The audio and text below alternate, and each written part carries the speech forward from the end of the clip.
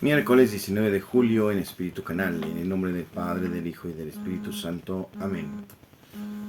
Unidos como hermanos, damos gracias al Señor, infinitas bendiciones a todos los hermanos que están padeciendo.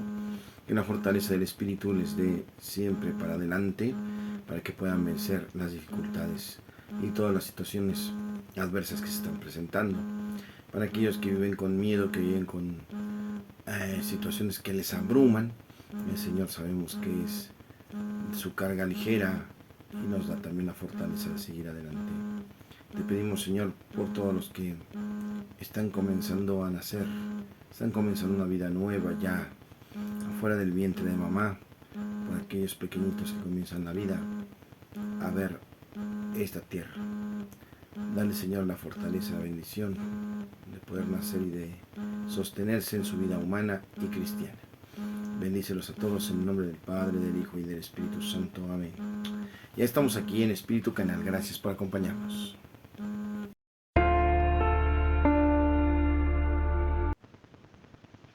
Lectura del Santo Evangelio según San Mateo capítulo 11, versículos del 25 al 27. En aquel tiempo Jesús exclamó: Yo te alabo, Padre, Señor del cielo y de la tierra, porque has escondido estas cosas a los sabios y entendidos y las has revelado a la gente sencilla. Gracias, Padre, porque así te ha parecido bien. El Padre ha puesto todas las cosas en mis manos. Nadie conoce al Hijo sino el Padre. Nadie conoce al Padre sino el Hijo y aquel a quien el Hijo se lo quiera revelar. Palabra del Señor. En el Evangelio de hoy escuchamos al Señor con un fuerte agradecimiento al cielo, al Padre Eterno, por haber revelado estas cosas a la gente sencilla, a la gente pequeña, a la gente humilde, ya que el Señor va a buscar siempre lo pequeño para hacer de eso lo más grande. Y también, de paso dicho, ocultado, evitado para los que se tenían por sabios, para los sabiondos, para aquellos que decían que no necesitaban a Dios y que podían con la ciencia, con los conocimientos, con lo que tenían, y entonces fueron traicionados por sus mismos pensamientos. Nuestra actitud ante la vida, ¿cuál es? ¿A qué nos enfrentamos y cómo lo resolvemos? ¿Qué queremos vivir en nuestra vida? ¿Qué decidimos vivir en nuestra vida? Y sobre todo, ¿cuál es nuestra actitud ante Dios? Hay mucha gente que es irónica, enfrentante, rebelde ante lo que Dios nos va pidiendo. ¿Tú cómo te presentas delante de Dios? O ni siquiera te presentas. Te da igual si existe o no existe y por ende no conoces su ley. Vives solo al día, según tus preceptos, tus ideas, tus conceptos. ¿Tú te consideras de los sencillos o de los sabiondos? ¿Tú has sentido, has entendido, has comprendido esa revelación de Dios también para ti? ¿Ese mensaje de Dios también para ti? Si es así, entonces escucha su palabra y sigue su camino. En Espíritu Canal, esta es la reflexión del Evangelio.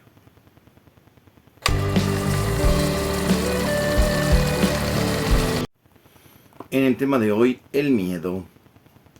El miedo es un sentimiento desagradable provocado por la percepción de peligro o de amenazas.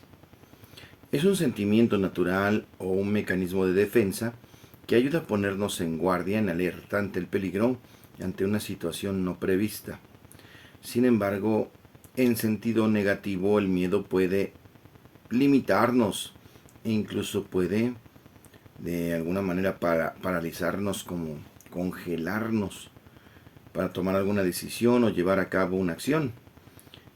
En los adolescentes también hay muchos miedos, pero podemos encontrar que en esa búsqueda acerca de este tema, los miedos son más comunes en los adolescentes. Son a la frustración y al futuro interesante. El miedo a la frustración es el miedo que nos ayuda a observar que no podemos muchas veces tomar decisiones o enfrentar, no lograr los anhelos, los sueños, proyectos que hemos pensado, como una frustración. Para nosotros, el miedo a no poder responder a las expectativas que tienen otros sobre nosotros se manifiestan claramente por el miedo a hacer el ridículo. Por esto nos detenemos ante un reto que podría provocar burlas de parte de los demás y al sentimiento de humillación que genera a su vez una baja autoestima. Sin embargo, no debemos de tener ese miedo, ¿verdad? ¿Qué dirán? Sino debemos aprender a ser nosotros mismos, auténticos y valorarnos tal y como somos, luchando por ser cada día mejores. El miedo del futuro se puede describir como el miedo a enfrentar lo nuevo y el deseo interno de no crecer. Mantenernos en el estado en que estamos postergando nuestro crecimiento al máximo. La toma de decisiones que marcarán el rumbo de nuestra vida, se prefiere continuar con cierta seguridad en las relaciones familiares o escolares y no hay un deseo de cambiar de ambiente o modificar algunas circunstancias por no transformar las propias opiniones o estilo de vida. Obviamente, esto es un reto, porque no es posible pretender toda la vida ser un pequeño niño, un joven, un adolescente. No puede ser para siempre. El tiempo pasará y con ello vendrá una nueva etapa. Y la mejor actitud que podemos adoptar es la de proyectarnos, prepararnos de forma consciente para asumir lo que vendrá. Dice la palabra de Dios que hay un momento para todo. Un momento para platicar, un momento para dormir, para arrancar lo plantado, etc. Eclesiástico 3:12. Estamos quizá en ese momento propicio de plantar para potenciar nuestras capacidades con el fin de que el día de mañana seamos hombres de bien o mujeres de bien para mí mismo, para la familia, para la sociedad, para la iglesia. Así que no tengamos miedo. El miedo, como bien dice, paraliza, nos detiene, nos aterroriza muchas veces, pero también recordemos la palabra que dice, el amor tira fuera el temor. Cuando uno ama se atreve, cuando uno ama entrega, cuando uno ama pierde el miedo. Amando en el Señor nos atreveremos a vencer todos los retos y enfrentar esas pruebas, vencerlas y soportarlas, ya que como decíamos el domingo, Dios nos da a todos en el porcentaje necesario, nunca nos dará más de lo que podemos hacer, vencer o superar. Ese es nuestro Señor en el tema de hoy, el miedo.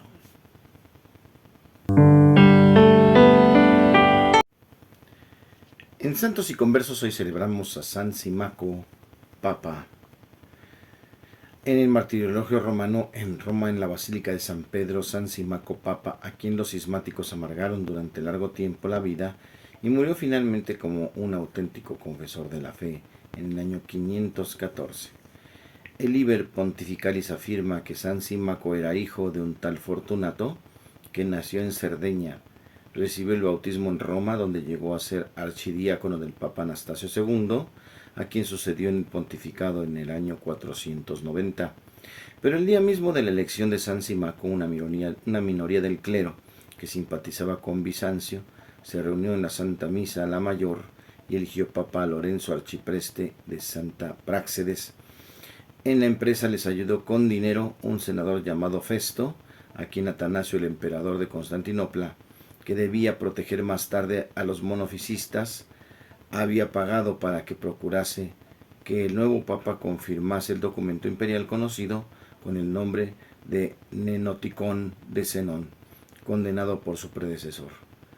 Tanto San Símaco como Lorenzo apelaron al arriano Teodorico, rey de Ravenna, quien zanjó la cuestión en favor de San Símaco porque éste había sido elegido antes que Lorenzo, y por un número mayor de miembros del clero, Teodorico aprovechó la ocasión para afirmar que Símaco amaba al clero y al pueblo y era bueno, prudente, amable y gracioso.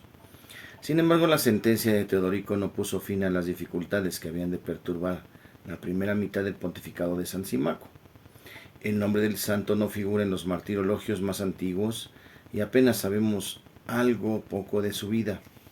El rey Arriano desterró a este santo a Cerdeña y a muchos obispos del África. San Simaco les envió dinero y vestidos para ellos y sus fieles. Todavía se conserva la carta que les escribió para consolarlos y que les envió junto con algunas reliquias de mártires antes de ser él mismo deportado.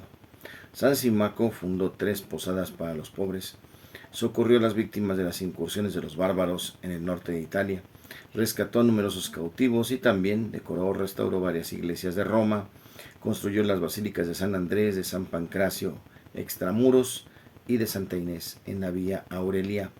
Según la costumbre de la época, todos estos hechos se conmemoraron e inscribieron en una de ellas, refiriéndose al fin de las dificultades con el antipapa Lorenzo, y San Simaco dice: los lobos han cesado de mordernos. El santo pontífice murió el 19 de julio del 514 y fue sepultado en San Pedro.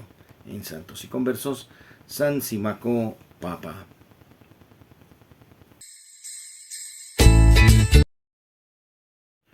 En la rola del alma, hermosa voz, canto católico, se llama Bendita entre las mujeres, en el canal de Alma Vela. Adelante. De la tierra venga a ti, como lirio de los valles.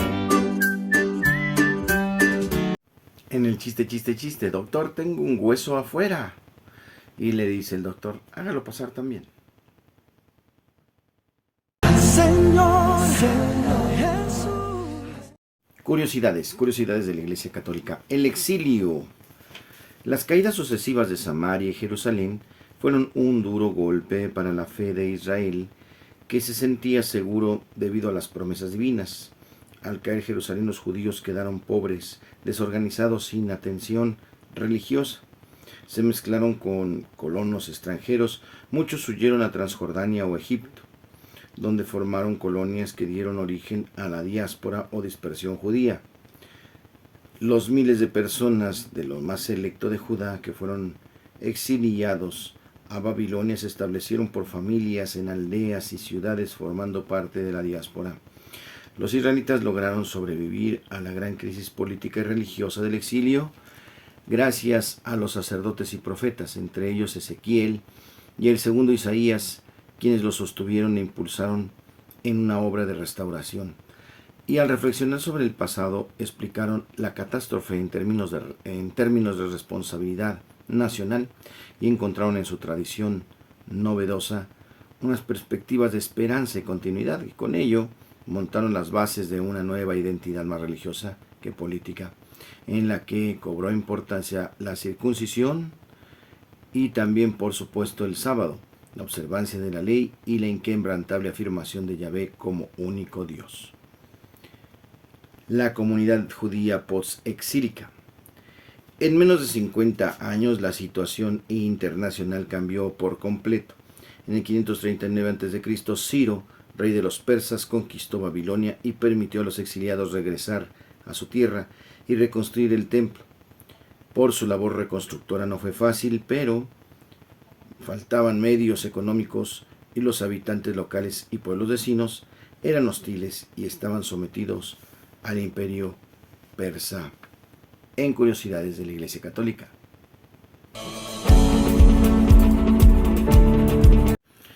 En la buena onda y continuando con el evangelio del domingo pasado sobre la semilla que cae en diferentes terrenos, invitamos a la comunidad, a cada uno de los cristianos, a que escuchen la oportunidad de formarse, de aprender, de ir al retiro, de ir a la formación, de conocer su fe mejor y más grandemente en sus vidas. Es muy importante asistir a la Santa Misa, pero esa es la plataforma de despegue apenas para comprender poco a poco nuestro gran deber de proclamar la palabra de Dios y compartirla. Tal vez no de una manera que nos quite nuestro tiempo de trabajo o nuestro tiempo de actividades importantes. Son muchas las actividades importantes, pero también otra de ellas es evangelizar. Comprometernos es conocer y amar al Señor de una manera mejor. Busca, indaga, pregunta. Quizá en tu parroquia se ofrecen algunos grupos, talleres, conferencias importantes para tu crecimiento humano y espiritual. Tal vez en otras parroquias, en otras diócesis, en el internet. Hay muchas maneras, muchos tiempos de formación en que podemos crecer humana y espiritualmente. Aprovechemos el tiempo, seamos tierra fértil donde esta semilla entre y dé su fruto. Recibamos la bendición, el Señor les guarde, les protege, les bendiga, haga resplandecer su rostro sobre ustedes y les conceda la paz. Que les bendiga el Padre, el Hijo y el Espíritu Santo, les acompañe siempre. Yo soy el Padre Jorge Arturo Moreno, en Espíritu Canal, dando gracias a Dios por estar contigo. Nos vemos mañana jueves.